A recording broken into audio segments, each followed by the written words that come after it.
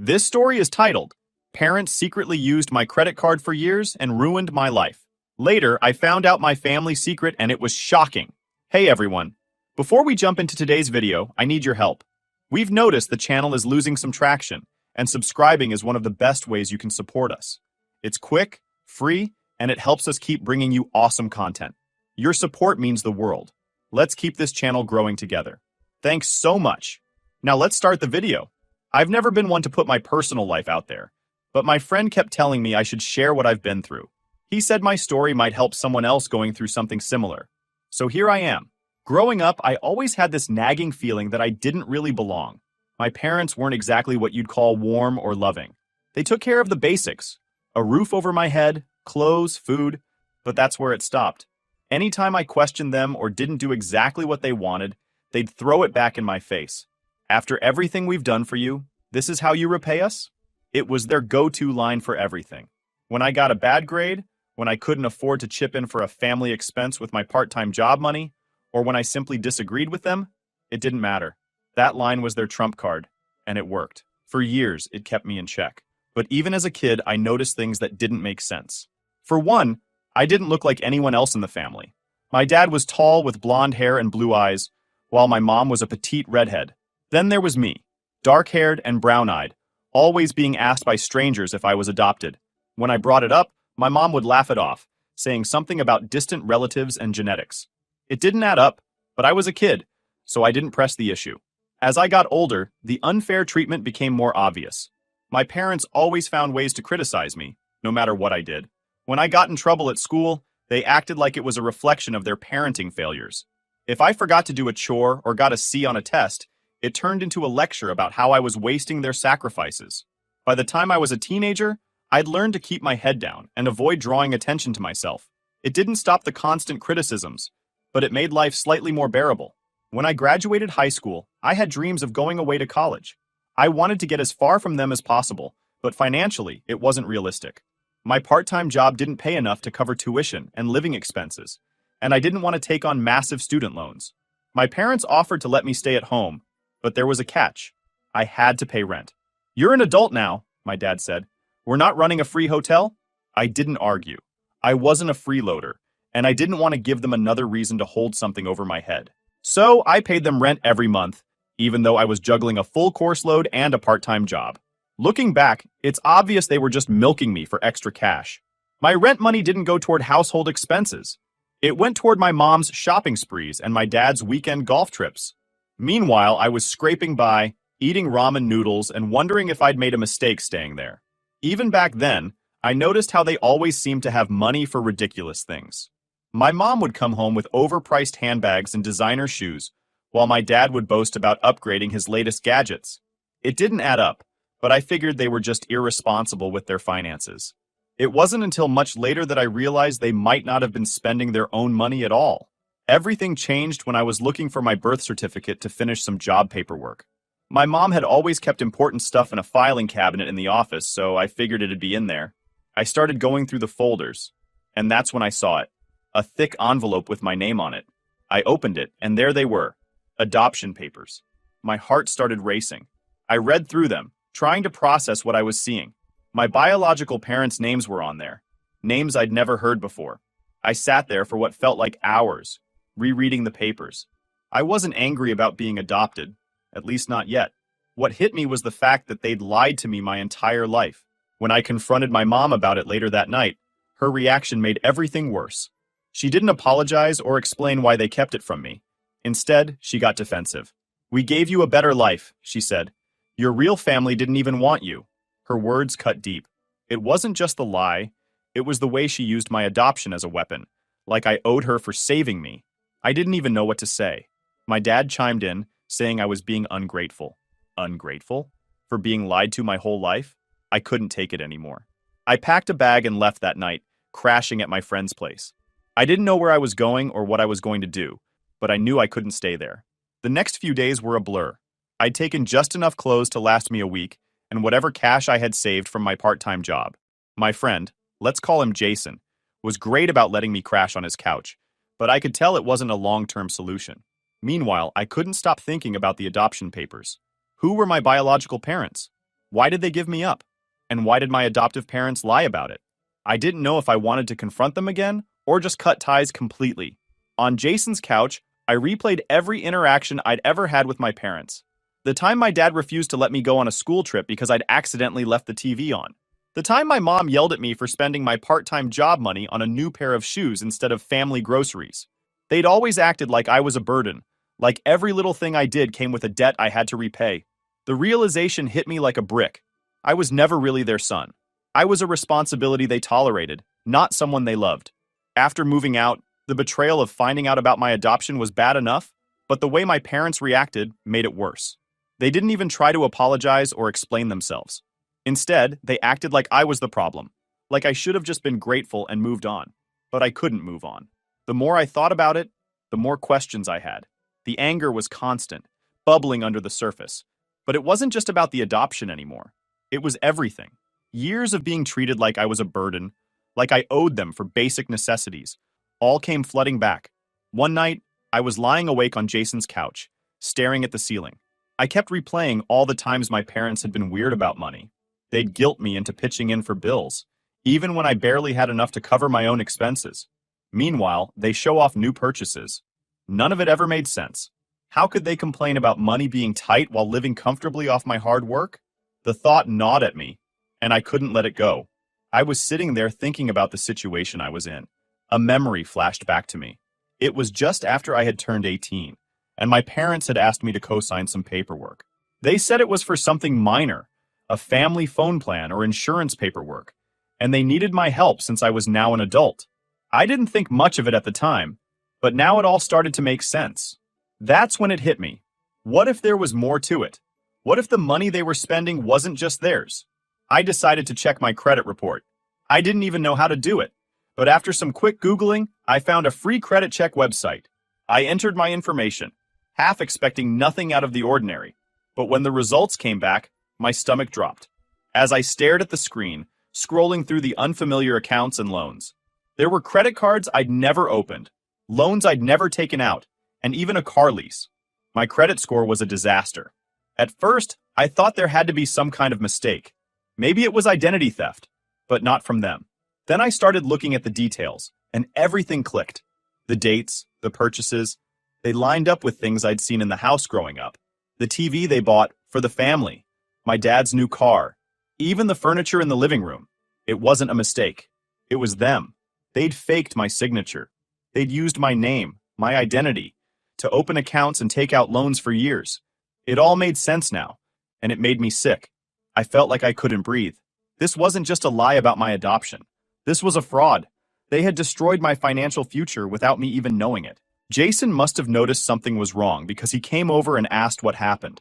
I showed him the report, my hands shaking as I scrolled through the list of accounts. He let out a low whistle. "Dude, this is bad," he said. "You need to talk to a lawyer." I nodded. Where would I even start? The people who were supposed to take care of me had stolen from me. They'd lied to me, manipulated me, and now I was left to clean up their mess. But as much as it hurt, I knew Jason was right. If I didn't stand up for myself, who would? The next day, I started gathering evidence. I went through every email, text, and financial document I could find. I made a list of all the fraudulent accounts and cross-referenced them with the things my parents had bought over the years. The pattern was undeniable. They'd used me as their personal piggy bank, racking up debt in my name while I was still in high school. Even my part-time job money had gone toward paying bills I hadn't even known were mine. Each new discovery was another confirmation of how deliberate their actions had been. Once I had a clearer picture of the damage, I knew I couldn't face this alone. The next step was finding a lawyer. I didn't have a ton of money, but I found someone who specialized in cases like mine. She listened to everything and said I had a strong case. She was shocked but not surprised. She explained that we could go after them for identity theft and fraud, and possibly file a civil suit to recover damages. It felt overwhelming, but I knew I had to see it through. She said, "Unfortunately, this happens more often than you'd think," she said. "But you have a strong case. We can pursue this." Hearing her say that was like a weight lifting off my shoulders. I wasn't going to let them get away with it.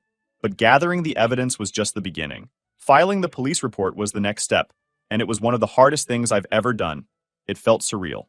Not because I felt guilty, I didn't, but because it made everything so real. My parents weren't just bad at parenting, they were criminals. The officer who took my report was professional, but clearly uncomfortable. It's always tough when it's family, he said. Tough didn't even begin to cover it. The police opened an investigation, and my lawyer helped me file a civil suit. The moment I filed the police report, I knew there was no going back. I wasn't nervous or second-guessing my decision. I wanted to protect myself, yes, but I also wanted revenge. They had spent years dictating how I should feel, how I should act, and what I supposedly owed them. Not anymore. This time, I was the one in charge, and they were going to face the consequences of their actions. When I got back to Jason's, I told him about the report. He was supportive, as always, but I could tell he was worried about me. "You sure you're ready for this?" he asked. "It's going to get messy." "It's already messy," I replied. "But I'm not backing down." Over the next few weeks, things escalated quickly. The police opened an investigation, and my lawyer helped me send cease and desist letters to the creditors. I had to make endless phone calls, explaining the situation to skeptical customer service reps who didn't seem to care. It was exhausting, but every step felt like progress. I wasn't just cleaning up the mess they put me in. I was reclaiming my life. Within a week, they were at my parents' house, questioning them about everything. I imagined their faces when the officers arrived, how they must have scrambled to come up with excuses. It wasn't long before my phone rang. My mom's voice on the other end was frantic, almost desperate. "Why are you doing this?" she asked, her voice cracking. "We're your parents. We took care of you. You're going to ruin everything." I didn't hesitate. "You've already ruined everything," I said, my voice cold. "You lied to me. You stole from me. You don't get to play the victim now." Her tone shifted instantly, like a switch had flipped. The fake remorse was gone, replaced by anger. "You're an ungrateful little brat," she snapped. I hung up without another word. I wasn't going to let her manipulate me anymore. The guilt trips, the emotional blackmail, none of it worked on me now. I was done playing their games. In the end, filing that report was the best decision I've ever made. It didn't fix everything overnight, but it set me on a path to reclaiming my life. My parents had taken so much from me, but they couldn't take my determination. I wasn't going to let them define me anymore. I spent the next few days looking through everything. I took photos of the adoption papers, printed out my credit report, and started digging through old emails and texts. While digging through old emails and financial records, I discovered a mortgage statement in my name, a house I'd never owned or even seen. My parents had taken out a loan under my identity, claiming it was for my future investment. They even forged my signature on the paperwork. This wasn't just carelessness. It was a calculated effort to use my name as their financial scapegoat. The payments had long since defaulted, leaving me with yet another financial mess to clean up. The scale of their deceit was staggering. Plot. But now it was clear this was part of a larger pattern of manipulation. A few days later, they showed up at Jason's apartment. I didn't even need to see them to know they were there. My mom's voice was loud enough to hear through the door, alternating between sobbing and shouting. My dad's tone was colder, more calculated. "You're tearing the family apart," he said, as if their actions hadn't already done that. My mom was begging, her voice desperate. "Fix this," she cried. "Make it right. We can work this out." I didn't even open the door. Instead, I called the cops. Watching them get escorted off the property was surreal. My dad was furious, shouting something about how I was ruining their lives. My mom was still crying, pleading with the officers to let her talk to me. But I didn't care. They weren't my problem anymore. When the court dates rolled around, I came prepared. I wasn't about to let their lawyers spin this into some sob story about how they were just trying to help the family. There was no way they were going to twist this around and make themselves look like the victims. The evidence was undeniable. I had the credit reports, the adoption papers, the forged documents, and the messages from my mom practically admitting to what they'd done. It all painted a clear picture. They had used me for years, treating me like a resource instead of a person. Their lawyer tried to argue that it was all a misunderstanding, that they hadn't intended to harm me. It was laughable. The judge wasn't buying it, and neither was I. My parents weren't careless. They were deliberate. They knew exactly what they were doing, and they thought they could get away with it. When the verdict was read, I felt a surge of satisfaction. They were ordered to pay restitution and were found guilty of multiple counts of identity theft and fraud. Watching their faces as the judge handed down the sentence was a moment I'll never forget. My dad's smug confidence was gone, replaced by disbelief. My mom looked like she was about to cry, but for once I didn't care. They thought they could use me, manipulate me, and ruin my future without consequences. They were wrong. It wasn't just about the money or the guilty verdict. It was about standing up for myself and proving that they couldn't control me anymore. For years, they had made me feel small, powerless. like I owed them for every little thing. But now, the tables had turned. They were the ones who had to answer for their actions, and I was the one holding them accountable. That's the kind of justice they never saw coming. When everything finally started to settle down with my adoptive parents being held accountable, I decided I needed to close one more chapter in my life. I had to find out the truth about my biological parents. Not knowing who they were or why they gave me up had been eating at me since the moment I found those adoption papers. It wasn't just curiosity. It was about understanding where I came from and finding something real after all the lies. At first, I wasn't even sure where to start. I had their names from the adoption papers, but that wasn't much to go on. I tried looking them up online, but there were too many people with the same names, and nothing really matched up. Eventually, I decided to do one of those DNA tests. You know, the ones where you spit in a tube, and they tell you your ancestry and connect you to relatives. It was the best starting point I had, so I went for it. The results took weeks to come back. When they finally did, I got a few matches with distant relatives. Nothing close, but it was enough to start piecing things together. I reached out to a couple of them, explaining my situation. Most people were kind of hesitant, which I understood, but one person, a third cousin I think, was willing to help. She said she'd heard stories about a relative who had a baby that was adopted out years ago. She didn't have all the details, but she pointed me toward a family that might be connected to my biological mom. From there, I focused on online searches and public records. After a couple of weeks, I found someone who seemed like a match. For the sake of privacy, I'll call Karen, and she lived in a small town about 3 hours away from me. I sent her a carefully worded message, explaining who I was and what I'd found. Then I waited. A week later, she responded. She confirmed that she was my biological mother and said she'd been waiting for this day for years. She told me she had tried to keep me, but things were complicated back then. She was young, barely out of high school, and in a tough spot financially. She said a social worker convinced her and my biological father to sign adoption papers, saying it was just a temporary situation and they'd be able to get me back later. By the time they realized the adoption was permanent, it was too late. Her message pissed me off. Not at her, but at the system. If what she said was true, she was manipulated just like I was. This wasn't some oops situation. It was another example of people taking advantage of someone because they could. I wasn't about to let this slide. I asked for details and she gave them to me without hesitation. She even sent pictures of herself and my biological father from when they were younger. It was very odd to see people who actually looked like me. After a few weeks of messages, Karen asked if I'd be willing to meet in person. I agreed. We decided to meet at a diner halfway between where we both lived. When I walked in and saw her sitting at a booth, I felt vindicated. She stood up and hugged me as soon as I got to the table. It wasn't emotional for me. It was confirmation. This was the woman who was supposed to raise me before the system ripped us apart. We sat there for hours, going over everything. She told me about my biological father, who had passed away a few years ago. She said he'd carried guilt about the adoption for years, and hoped I'd find them one day. Karen also told me about her life after the adoption, how she'd struggled to move forward, but never forgot about me. She even showed me a scrapbook she'd kept with pictures, notes, and even the hospital bracelet from when I was born. It wasn't sentimental for me. It was proof of how much she'd thought about me despite what happened. Meeting Karen wasn't about healing or closure for me. It was about getting answers and setting the record straight. For years, I'd been lied to and treated like I was nothing more than a tool. This meeting confirmed what I already suspected. My adoptive parents weren't saviors. They were manipulators who used me to serve their own selfish needs. What I didn't expect, though, was what came next. Karen mentioned that she had kept in touch with the social worker who had facilitated my adoption. Apparently, this person had known the truth about my adoptive parents all along. They'd seen red flags but looked the other way, choosing convenience over doing the right thing. She offered to reach out to them, and I agreed. I wanted to know why someone would knowingly put me in that situation. A week later, I got an email from the social worker. It was full of excuses and half-hearted apologies, claiming they had no choice and were only following orders. But their words just fueled my anger. It was a pattern I'd seen too many times. People exploiting others and then hiding behind systems or authority to avoid accountability. I didn't respond to their email. I didn't need to. Their weak excuses only strengthened my resolve. Since then, Karen and I have kept in touch. I've even met some of my biological relatives, including a couple of half-siblings I didn't know I had.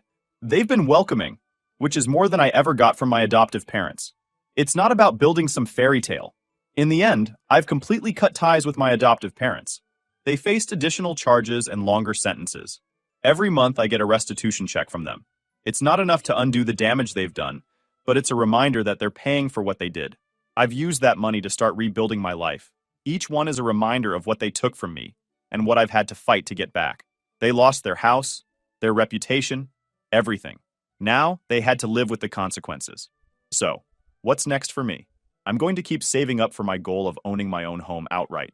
No loans, no debts tied to my name. It might take a while, but I've got time and a plan. For the first time in years, I feel like I'm in control of my future. Without my parents dragging me down, I finally have the chance to build something real. It's not flashy or dramatic, but it's mine, and that's all that matters.